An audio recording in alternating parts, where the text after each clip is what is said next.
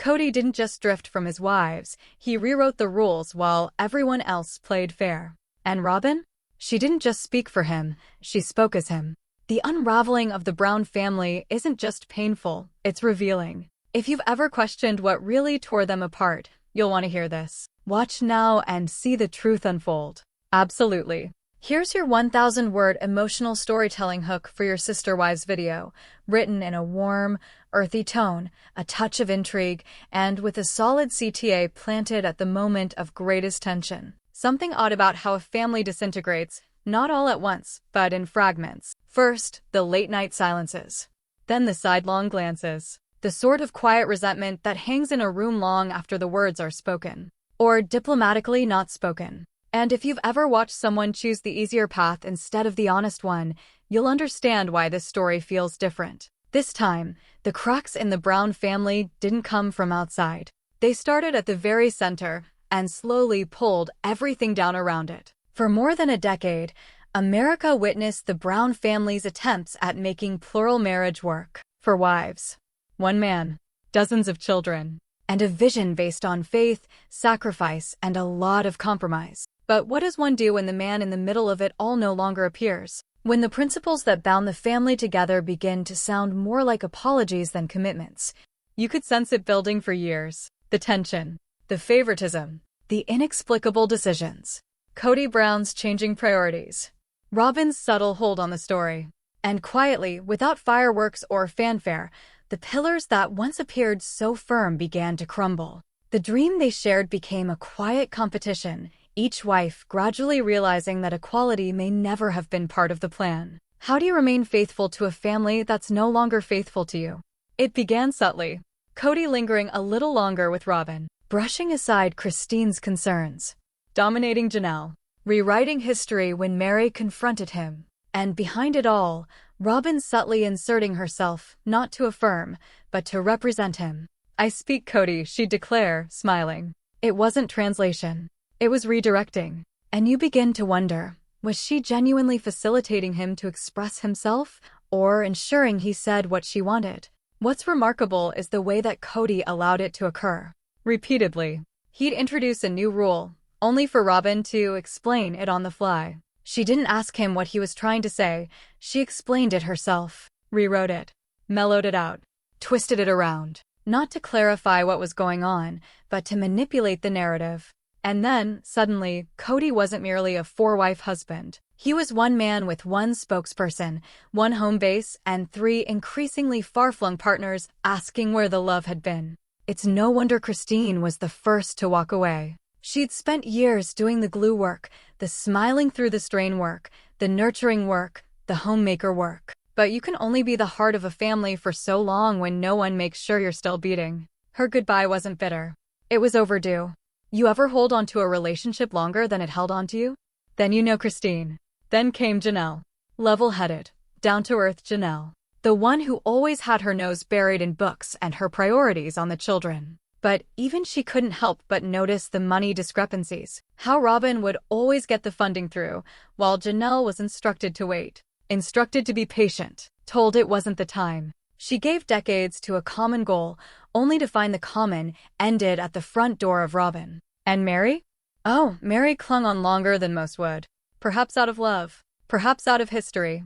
Or perhaps because she still held on to the version of Cody she married, who would return one day. But when that well ran dry, only memories were left, and a lengthening list of family secrets she'd kept hidden. Some folks think Robin broke the family. But let's be honest, Cody handed her the hammer. While everyone else was waiting for fairness, Cody was making side deals, controlling the money, approving payments, whispering half-truths behind closed doors. And when the fallout came, he was suddenly the victim, hurt, blindsided, outraged. But here's the thing, you can't claim surprise when you've been driving the train toward the cliff. Even today, Cody is said to be attempting to rewrite history, bullying producers, portraying Christine's leaving as betrayal, labeling Janelle's not assisting Robin as emotional distance. It's the same tired tricks. Spin the story. Blame the wives. Never introspect. And meanwhile, Robin herself has shifted too. She's shifted from favorite wife to self-appointed spiritual guide. Suddenly all about church dogma. marital releases, AUB requirements. She's even demanding formal terminations from the other wives Cody himself insists aren't necessary. It's difficult not to see that she's attempting to maintain something, but it isn't the family. It's control. Now, whispers are circulating. Legal issues.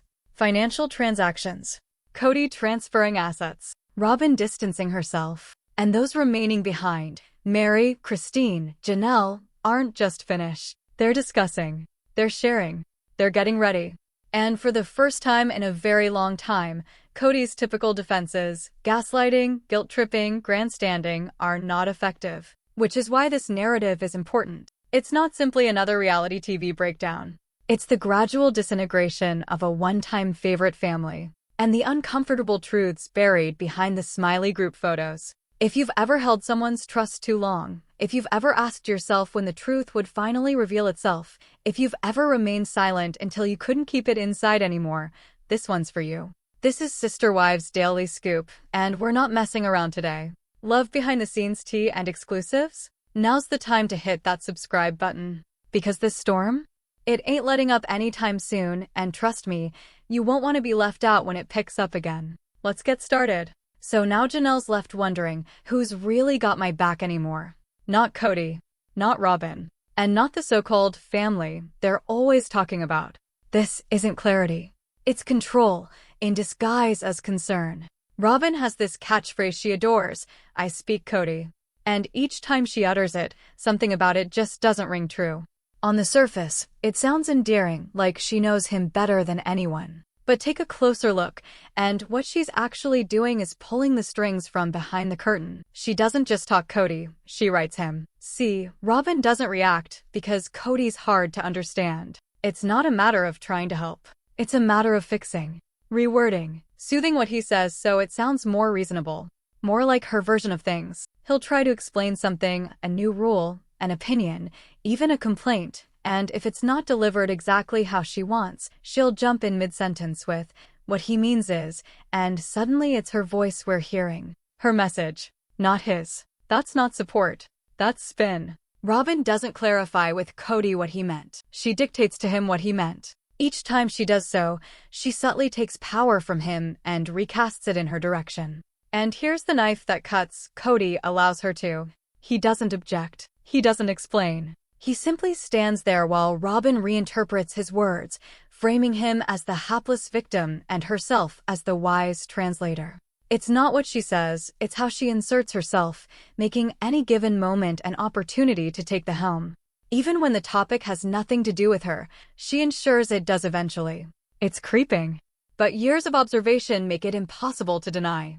Robin's true trick isn't getting Cody. It's convincing everyone else that they don't. And that only she really understands him. Only she can calm him, support him, shield him from all the disrespect the other wives allegedly send his way. And the more alone he feels, the tighter he holds on to her. Which, coincidentally, only makes her look more like his guardian. His voice. His gatekeeper. Now don't get us wrong, Cody's not some poor, clueless puppet. He is aware of what he's doing. He's an adult man, after all. But with Robin standing there waiting to pounce and clarify, the distinction between his voice and hers has become indistinct. She isn't mirroring him, she's taking over. And that power play? It's worked. Again and again. Robin didn't merely marry into a 20-year-old polygamous clan. She rebranded it, reshaped it. And for years, she presented herself as the peacemaker, the interpreter, the counselor with a hotline to Cody's inner sanctum. But more recently, Robin's has shifted once more. This time into something even more strategic, the spiritual gatekeeper. Suddenly, it's all about the church, her faith, her values, her role within the AUB. Now ask yourself this, where was all that religious fervor when they were living in Las Vegas? Or Flagstaff? Back then, church was a notion rather than a commitment. The family didn't go to church regularly. The children didn't attend church-sponsored schools. And Robin's religion? Well, it really came out in moral sermons from the couch and the occasional concern when the children gravitated toward more mainstream teen activities. But now she's draped herself in religious authority like armor. Faith is her new currency, and she's spending it fast. And as you'll see soon, that shift isn't just about belief. It's about leverage. control, and making sure she stays in the center of it all. More recently, Robin's conduct has assumed an added sense of urgency. She's not simply running her home, she's attempting to control everyone else's religion as well, particularly when it concerns her adult daughters. She's said to be directing them through church choices, keeping close tabs on their decisions, and even contacting clergy herself. Why?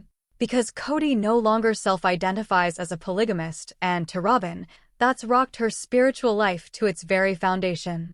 When the belief system collapses, who gets to say what's still holy? Cody has made it plain. He doesn't care about official religious releases from previous spiritual marriages.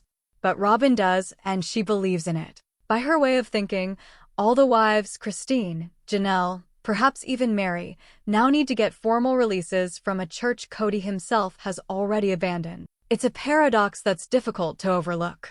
Robin appears to be highly devoted to a creed that no longer roots the rest of the family, which raises the question, is she clinging for faith or control? Christine is already remarried and living a joyful new life. Robin considers that remarriage to be the spiritual severing case closed. But Janelle?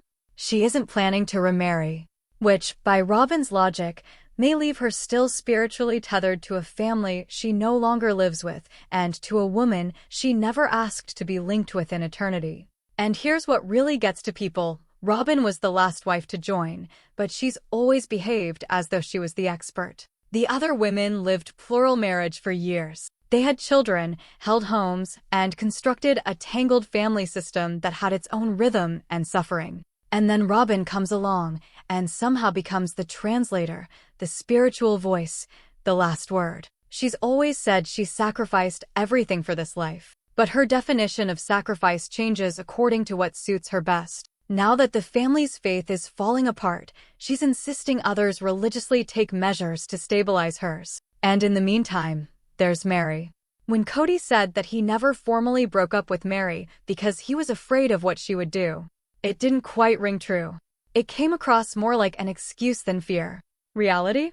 Most think he had her around because it was handy to wise. Fear of drama or fear of what Meri would reveal. Meri had been with the family the longest. She was obedient, a rule follower, and familiar with every nook and cranny of the family's past. She had been present when things began to change, when Cody and Robin first met, perhaps under circumstances rather different than were depicted on television. There is speculation that their romance did not start so neatest. Perhaps it began while Cody was on the road. Perhaps there were flirts before this courtship. And perhaps, just perhaps, Meri assisted Cody in spinning the yarn that served him best when he needed it. She was attempting to remain in his favor. That much is certain. But now, Cody's account of things is different. He characterizes Meri as volatile, a woman he had to tread carefully around. And although she did have conflict with the other wives and didn't always tell the truth about what she was thinking, that story seems increasingly biased, particularly from the man who once melted down her wedding ring and gave her no present at Christmas. It wasn't neglect, though. It seemed on purpose. As Robin was being given gifts and attention, Meri was being given crumbs. And still, she remained. For years, Cody seemed to take pleasure in having control over her, sure she'd never leave. And when she did make errors, such as the infamous catfish affair, he used that against her. Meri still clung to a mountain of family information, though. And that's what truly disturbed Cody. He knew she had the receipts, figuratively and potentially, literally. The ins and outs of how Robin became part of the family. The actual timeline. The monetary changes. The drama played out behind closed doors, including the salacious nanny debacle. If Meri ever decided to talk, it could blow the whole thing wide open. And perhaps that's also why Robin always appears uncomfortable in her presence, too. She was made the scapegoat. Over and over again. Was she perfect? No. But she was loyal. She was there. And she loved the children, not only her own, but all of them. She deserved more than the cold shoulder and the hushed accusations she received in return. And in retrospect, lots of fans are starting to view her in a whole different way, less as the troublemaker, and more as the one who did more than anyone ever gave her credit for. Let's be honest about something a lot of people have been thinking, but perhaps haven't spoken out loud. Robin didn't destroy the family. Cody did. It's nearly laughable, if not so draining, how fast everyone wants to characterize Robin as the puppet master who dismantled the entire family. But excusing the man while pinning it all on the woman? That's a tired old song, and it doesn't pass the test. If there is one thread that runs through all the heartache, it's Cody. Robin is set up as the villain in all of the stories. But she did not cause the cracks. Cody did all on his own. He ceased to appear in his marriages, emotionally, physically, spiritually. He began to put walls up, play favorites, and made choices that pushed the wives and children further and further apart. And when they fell apart, he feigned shock. All the while, Cody held tight to the purse strings. He dictated who could see what, and used money not only as sustenance, but as authority. If Robin profited from it, it's because Cody gave her the checkbook. He decided to devote his time, his energy, and his capital to one wife and quietly expect the others to continue to sacrifice. And somehow, Robin still catches all the flack. But Robin isn't innocent either. She plays the role of the benevolent do-gooder, but her actions don't always speak louder than her words. She tells people what she thinks they want to hear, but in private, she acts differently. That kind of passive-aggressive dishonesty grinds on people after a while. It's not necessarily conscious manipulation, but the harm is still done.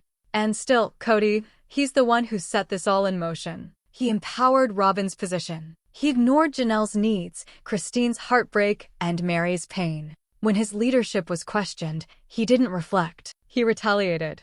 And more than once, he admitted it. At one point, he actually said, "I'm just a narcissist." Hard to argue with that. He didn't just watch the family fall apart, he orchestrated it. Cody took something already shaky and made it his own personal fiefdom.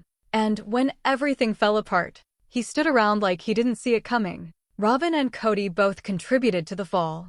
But only one of them had the ability to change direction and didn't. What's actually creepy is how difficult it became to even know Cody anymore in those last years. Under the COVID times, and even previously, he started withdrawing for months on end. And then he acted lost when the emotional distance became something irrevocable. His desire for control prevented him from seeing anyone else's reality. Cody's empathy did not merely get smaller, it vanished. When his wives pushed back, when his children drifted away, his reaction wasn't concern, it was resentment. He got more interested in control than connection. And when the glare moved away from him, he retreated into frustration and silence. Robin's role in all of it continues to raise eyebrows too. When Christine opened up about her suffering back in Las Vegas, did Robin ever really show empathy? Did she try to bridge the gap or just defend Cody? Again and again, we're left wondering not just what was said, but what wasn't. Robin's sharp interjection, "That's a lie," hit like a lightning bolt. The instant was unguarded, raw, as if the mask slipped, just for a moment, to reveal something much more defensive beneath. You couldn't help but wonder, did Robin truly think everything in the family was okay? Until Christine ruffled the waters? Was Robin holding onto a version of the truth that only benefited her? She's often said she didn't know about Cody's absence, that she wasn't tracking what was happening with the other wives. But those kinds of statements are tough to reconcile with what we've all seen. They sound less like genuine confusion and more like carefully crafted denial. There's actual, confirmed history of Robin impacting on the other wives, particularly Meri. And she still maintains the narrative of being no more than a quiet, devoted supporter. In her account, Robin and her children are the victims. Everyone else? Background noise. What's more disturbing is her tendency to perform subtle put-downs in the guise of compliments. She'll comment, "Cody's wonderful with the children. He adores homework and bedtime," followed by, "That's merely my experience." Innocent enough on the surface. But scratch beneath the surface, and it's evident she's making a distinction between her own relationship and everyone else's. It's not defense, it's preservation. Robin has no need to calculate to know how to survive. She takes careful steps, quietly, but always steps that lock in position and secure her and her children's comfort. Like a fox in the henhouse, she never makes a sound, but she's always keeping an eye on the gate. In the meantime, sympathy for the other wives? Barely any. The spotlight has always been on her sphere, her desires. Cody's omnipresence stayed in her house? That wasn't something that occurred naturally. It was a strategy. When things disintegrated, blame never quite occurred to her or Cody. It always came full circle back to the others. But inside, something else might be simmering. Perhaps Robin is beginning to see that the Cody she stood up for, the Cody she believed in so passionately, never really existed. Not the way she wished. And that reality? That could be the most difficult for her to accept. They didn't create a home together. They created a cage. What if the Coyote Pass home was never a matter of being together, but of being owned? All that talking about constructing one large house? At first, it was a lovely thought, them all living together under one roof. Togetherness, huh? But perhaps Cody and Robin always understood the others would sooner or later move away. And then, they'd have it all. The land, the equity, the power. Robin could bring her kids in close, marry them off individually, keep the family name respectable, and Cody would at last have his kingdom, with his name on the title. To the general public, it sounded chivalrous. But behind the scenes, it was a shrewd financial maneuver.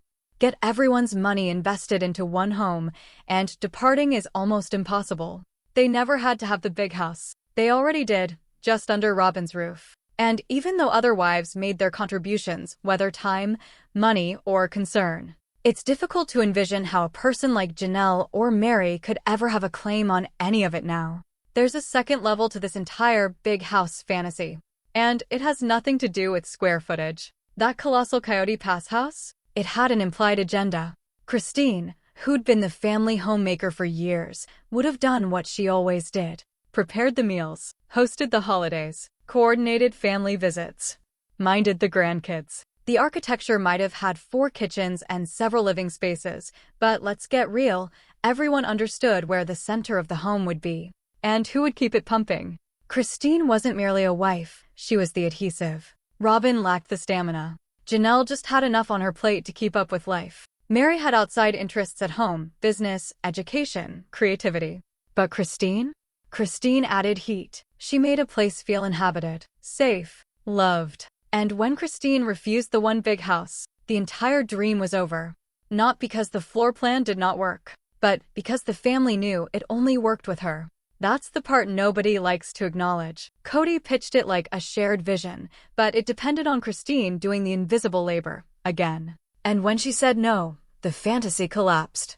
They didn't set out to construct unity, they set out to construct around Christine's unpaid work. In the meantime, Cody and Robin have held on to this fantasy that the other wives simply didn't try hard enough. But fans are smarter than that. Robin used to claim she tried to be equal, that she reminded Cody to split his time in half. Perhaps she did. Perhaps she didn't. What we do know is this: Cody did not treat all his wives equally, particularly not when it came to Robin. From the very beginning seasons, it was obvious. Robin received a version of Cody that no one else did. He listened more intently, took her seriously, practiced actual patience and emotional presence. With the others, his tone was usually clipped, distracted, dismissive. But rather than claiming that favoritism as his own, Robin would flip it around on the others, encouraging them to work harder, to struggle for their marriages, without ever asking Cody why he wasn't doing the same. How do you repair a marriage when your husband won't show up for it? And then when the wives eventually had enough and retreated, Cody and Robin pretended to be shocked, like they never saw it coming, like the women just gave up out of nowhere. They didn't. They waited. They worked. They cried and hoped. And then, they left because it became apparent that the only ones supposed to do the work were them. Revisit Season 1. There's a revealing moment when Meri asks a hypothetical, what if she had multiple husbands? Cody's discomfort was instant. And even years on, in a tell-all retelling, he was still angry, still wounded, grievous, accusing Meri of attempting to ensnare him, to embarrass him. Her thought exercise? Simply too far outside the box. Cody doesn't do challenges to his control, he punishes them. Meri protested any ill will. But Cody's reaction? I forgive you. Not I understand or let's discuss it. Just forgiveness. As if she'd sinned. That's the dynamic. Cody demanded loyalty unquestioned. And if a wife did show independence, showed discontentment, he labeled it betrayal, not courage. The dream of a single house wasn't about belongingness. It was about domination, period. I never felt like I was queen wife or queen mom. That single sentence from Robin tells a lot. Perhaps she did not feel like royalty, but by gosh, she was not treated like the others. Still, when it comes to Cody, even he has acknowledged in therapy, I'm not up for criticism. He's sick of complaints, and he simply will not tolerate them. When you shut down criticism, you shut down connection. That attitude dictated everything. It determined the tone for dealing with conflict. Or rather, avoiding it. Christine had mentioned before how Cody would show up at her residence during dinner hours, stuck to his phone throughout, before leaving early the following morning. He claimed to be working out of a private office Robin had arranged for him, not actually living at her residence. But Christine's expression conveyed more than words ever could. And then Robin said, "I never cared if Cody was with me or not." That's difficult to swallow. The man couldn't make it through a whole night without by her and her children. But he could miss his own daughter's surgery because that was too much. Some memories slip away. Others linger like they never did. Now, to be honest, things weren't always like this. In previous seasons, Cody did spend quality time with Meri and Janelle.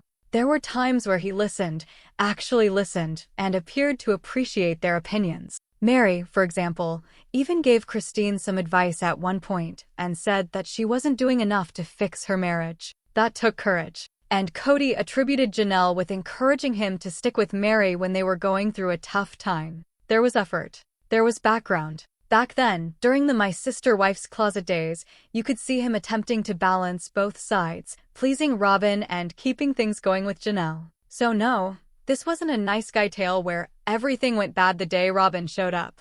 The dynamic was more in depth than that. At times, love doesn't fall apart, it dissolves. But Cody's emotional allegiance, that flipped hard. As time went on, his energy, his patience, his ability to compromise, it all started to circle back around Robin. And with that, his capacity to receive criticism or examine his role in the unraveling. That went out the window. Now here's the hurtful part. Nobody in the inner circle is talking about it. Not really. The silence surrounding this pattern, his favoritism, his avoidance of hard conversations, is deafening. And yet you see it. We see it. That's why you're here, listening and taking it in and joining us on this journey. Thanks for taking a few minutes with me here on Sister Wives Daily Scoop. There's always something else to discover. But for now, be well and ta-da until next time.